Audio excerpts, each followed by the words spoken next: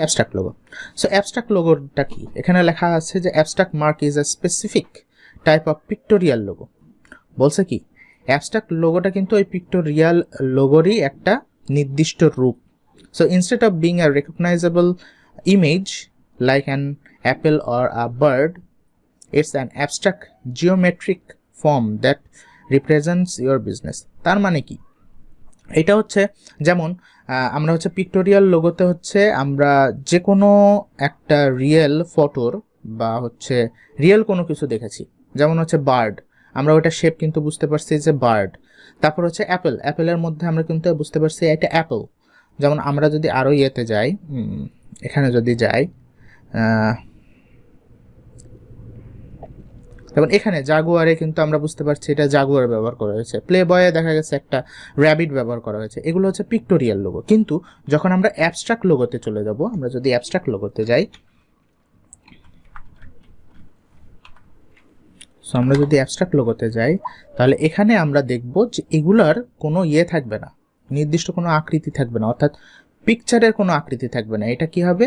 একটা custom made একটা icon হবে, সেটাই হবে আমাদের কি এই অ্যাবস্ট্রাক্ট ডিজাইন। যেমন এখানে দেখেন কোম্পানির এখানে কি একটা প্লাস চিহ্ন টাইপের একটা কিছু দেওয়া রয়েছে এবং এটা হচ্ছে অ্যাবস্ট্রাক্ট। এরপরে ভি দিয়ে কিছু একটা করা রয়েছে, এইভাবে এগুলো হচ্ছে অ্যাবস্ট্রাক্ট। অর্থাৎ এগুলোর কিন্তু নির্দিষ্ট কোনো বস্তুকে বা কোনো প্রাণীকে বা কোনো একটা ইয়েকে কিন্তু সিম্বলাইজ করছে না। আমরা যদি এই যে মাস্টার কার্ডের যে লোগো আছে, তারপর হচ্ছে গুগল ড্রাইভের লোগো রয়েছে, এগুলো কিন্তু বিএনবি এর যে লোগো রয়েছে, এগুলো সবই কিন্তু আমাদের অ্যাবস্ট্রাক্ট লোগোর মধ্যেই পড়ে। যেমন এখানে হচ্ছে একটা ফেমাস যে এনবিসি যে ফেমাস নিউজ রয়েছে, সেই নিউজের একটা লোগো রয়েছে, এগুলো সবই হচ্ছে আমাদের অ্যাবস্ট্রাক্ট লোগো। সো আমরা যদি স্লাইডে ফিরে যাই, এই যে এখানে পেপসি যে এটি রয়েছে সেটা হচ্ছে অ্যাবস্ট্রাক্ট লোগো, বিপি এর লোগো, অ্যাডিটাসের লোগো, এগুলো কিন্তু সবই হচ্ছে অ্যাবস্ট্রাক্ট লোগো। এরপরের ইয়েতে যদি আমরা যাই যে হচ্ছে মাস্কট লোগো। সো মাস্কট জিনিসটা কি? মাস্কট হচ্ছে কোনো কোম্পানি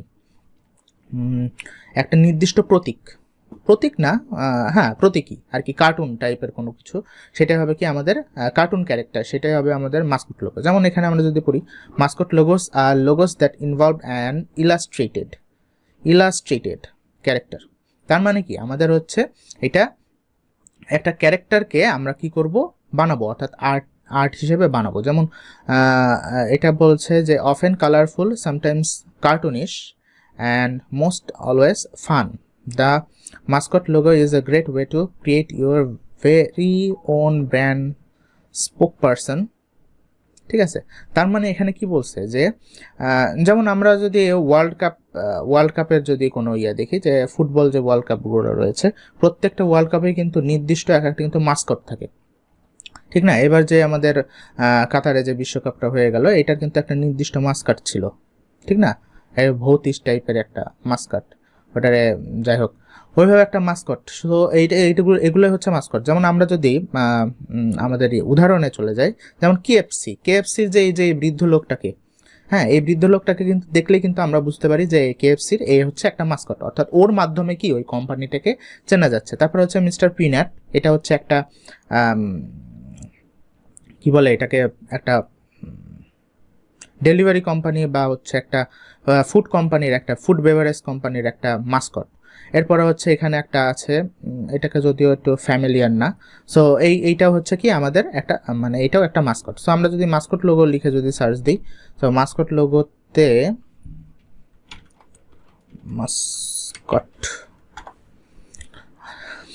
মাস্কট লোগোতে এখানে হয়তোবা ফ্যামিলিয়ার অনেক কিছুই আপনি দেখতে পাবেন না। সো মাস্কট লোগো ফেমাস লিখে আমরা সার্চ দিয়ে দিই, হ্যাঁ ফেমাস মাস্কট লোগোস আর কি। সো এখানে যদি আমরা দেখি, দেখেন এই যে হ্যাঁ প্রিঙ্গলস কিন্তু একটা মানে চিপসের ব্র্যান্ড বা একটা ব্র্যান্ড আর কি, হ্যাঁ। সো এগুলা থেকে কিন্তু আমরা কিন্তু ওর একটা ইয়ে কিন্তু আমরা দেখতে পারি। যেমন মিস্টার ক্লিনের একটা নিজস্ব ইয়ে রয়েছে, মিস্টার ক্লিন, এটা হচ্ছে ওদের মাস্কট। সো এগুলো হচ্ছে মাস্কট আর কি। এটাও একটা মাস্কট, কার্টুনিশ টাইপের কোনো একটা, মানে কার্টুন টাইপের কোনো কিছু একটা দিলে ওটাকে আমরা মাস্কট বলতে পারি। আচ্ছা, মাস্কট এবং পিক্টোরিয়ালের মধ্যে কিন্তু পার্থক্য রয়েছে। মাস্কটে যেমন হচ্ছে ডিটেইলড কোনো একটা জিনিসকে ফোকাস করা হয়েছে, কিন্তু পিক্টোরিয়ালে হচ্ছে ওইটা আইকন হিসেবে ইয়ে করা হয়েছে। মাস্কটটা হচ্ছে ইলাস্ট্রেটেড কোনো একটা ক্যারেক্টার, আর আইকন বেসড অর্থাৎ হচ্ছে আমাদের যে পিক্টোরিয়াল লোগো রয়েছে ওটা কিন্তু কোনো ক্যারেক্টার না, ওটা কিন্তু একটা হচ্ছে আইকন। সো এই দুইটার মধ্যে কিন্তু পার্থক্যটা বুঝতে হবে একটু। এরপরে যদি আমরা ইয়াতে চলে যাই পরেরটায়, যে দ্য কম্বিনেশন মার্ক। কম্বিনেশন মানে কি, অর্থাৎ সবগুলো একসঙ্গে মিশায়ে যেটা হবে সেটা হচ্ছে আমাদের কম্বিনেশন লোগো। অর্থাৎ আমাদের লোগোতে থাকতে পারে হচ্ছে লেটার থাকতে পারে, লেটার মার্ক লোগো থাকতে পারে, ওয়ার্ড মার্ক লোগো থাকতে পারে, আবার পিক্টোরিয়াল লোগো থাকতে পারে, ওয়ার্ড মার্ক লোগো থাকতে পারে। কেমন হইতে পারে জিনিসটা, যেমন অ্যাপেল লোগোর কথায় যদি আমরা চিন্তা করি, যে অ্যাপেলের হচ্ছে ওইটা শুধুমাত্র আইকনটা হলে আমাদের পিক্টোরিয়াল লোগো, কিন্তু অ্যাপেলের সাথে যদি যে অ্যাপেলের ওয়ার্ড যদি লাগানো থাকে তাহলে সেটা হয়ে যেতে পারে কম্বিনেশন লোগো, ঠিক না? যেমন এখানে লেখা আছে combination mark is a logo comprised of a combined word mark or letter mark and a pictorial mark, abstract mark হতে পারে, মাস্কটও হতে পারে। তার মানে কি সবগুলা মিশায়ে একটা লোগো হতে পারে। যেমন আমরা যদি আমাদের ইয়েতে দেখি, যেমন ডোরিটোসের এখানে কি ডোরিটোস দেওয়া রয়েছে এবং এখানে একটা কিন্তু আইকন দিয়ে রাখা হয়েছে। তারপরে বার্গার কিং এর নাম রয়েছে এবং আইকনও রয়েছে। এখানে হচ্ছে ল্যাকোস্টির হচ্ছে যে ব্র্যান্ডের যে পিক্টোরিয়াল ইয়েটা রয়েছে, ভ্যালুটা রয়েছে বা আইকন রয়েছে সেটা দিয়েছে এবং হচ্ছে ওয়ার্ড মার্কও দিয়ে দিয়েছে। আমরা যদি আরও দেখি যে কম্বিনেশন লোগো কোনগুলো হইতে পারে, তাহলে আমরা যদি হচ্ছে কম্বিনেশন লোগো এটা যদি আমরা সার্চ দিই, সো এখানে আমরা দেখতে পাবো কম্বিনেশন লোগো আরও কয়েকটা যেমন হচ্ছে ট্যাকোবেলের হচ্ছে আইকন দিয়ে দিয়েছে এবং হচ্ছে ট্যাকোবেল লেখা রয়েছে। যেমন পেপালটা আমাদের যেহেতু দেশে নাই, কিন্তু অনেক একটা মানে চাওয়ার একটা আমাদের গেটওয়ে, যেটা আমরা এখনো পাইনি। কিন্তু পিপি এটা হচ্ছে আমাদের পিক্টোরিয়াল বলতে পারি।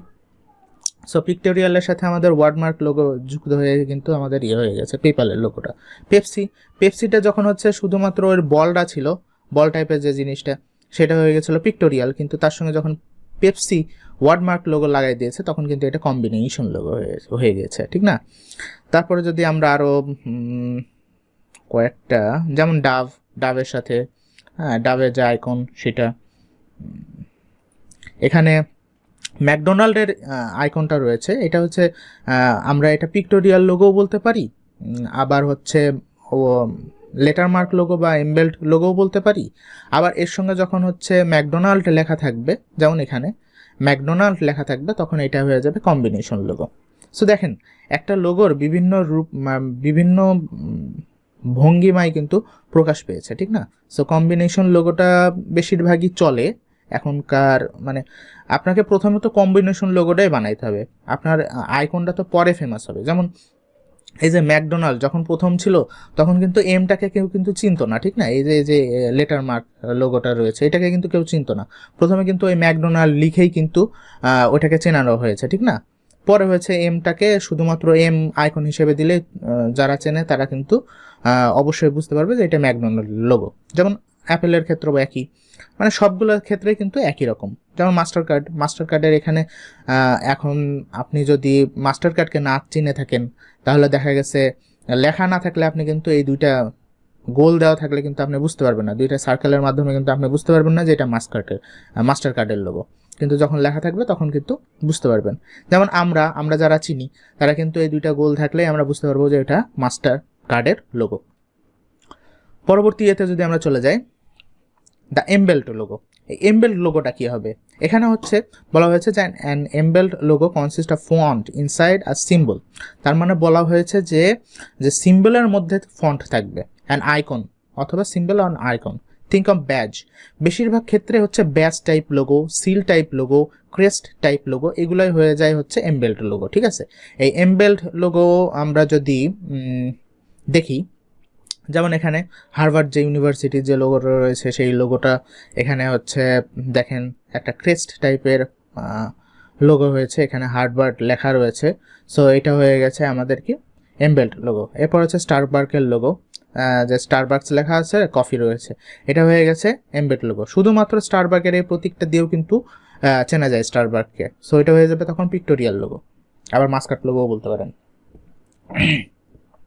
তারপরে হার্লি ডেভিডসন, এই হার্লি ডেভিডসন সাইকেল আর কি, মোটর সাইকেলের একটা কোম্পানি, সেইটা আমাদের এটা এমবেড লোগো। সো আমরা যদি এমবেড লোগো লিখে যদি সার্চ দিই,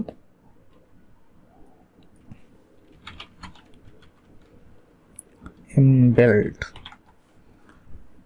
ওকে এমবেল্ট লোগো, ক্রেস্ট টাইপের লোগোগুলোই আমাদের এমবেল্ট লোগো। আমরা যদি এখানে দেখি, এইগুলো হচ্ছে এমবেল্ট লোগো, কিন্তু আমরা যদি আরও ভালোভাবে দেখি, এই টাইপের যে লোগোগুলো আপনি দেখবেন সেগুলো হয়ে যাবে কি এমবেল্ট লোগো, অর্থাৎ ফন্ট, তারপর হচ্ছে আইকন ইত্যাদি সব একসঙ্গে মিশিয়ে একটা ক্রেস্ট টাইপের লোগো বানাই দিল বা সিল টাইপের লোগো বানাই দিল, সেটা হয়ে যাবে কি আমাদের এমবেল্ট লোগো। যদিও হচ্ছে আমাদের এই কোর্সে দেখা গেছে আমরা এমবেল্ট লোগোটা অত বেশি দেখব না, আমরা হচ্ছে সিম্পল মিনিমালিস্ট যে লোগোগুলো রয়েছে সেগুলোই দেখব। সেগুলোর মধ্যে পড়তে পারে লেটার মার্ক লোগোগুলো খুব চলে, তারপর হচ্ছে ওয়ার্ড মার্ক লোগোগুলো খুব চলে, পিক্টোরিয়াল লোগোগুলো খুব চলে, মাস্কট লোগোগুলো চলে, মোটামুটি ভালোই চলে, খারাপ না। এমবেড লোগোগুলো চলে কিন্তু খুব কম চলে, কারণ এখন হচ্ছে সব জিনিসই হচ্ছে মিনিমাল টাইপের হয়ে গেছে, অর্থাৎ খুব কম কিছু বিষয় দিয়ে একটা ব্র্যান্ডকে বোঝাইতে পারলে, অর্থাৎ মানে খুব ইজি টাইপের একটা জিনিস দিয়ে ব্র্যান্ডকে বোঝাইতে পারলে ওই জিনিস মানে ইজি টাইপের জিনিসগুলোই কিন্তু মানুষের চোখে কিন্তু বেশি ক্যাচ করে, ঠিক না? সো এগুলাই কিন্তু এখন বেশি ফেমাস, মানে বেশি চলে আর কি, যে মিনিমালিস্টিক লোগো অর্থাৎ মিনিমাল টাইপের লোগোগুলো। হ্যাঁ,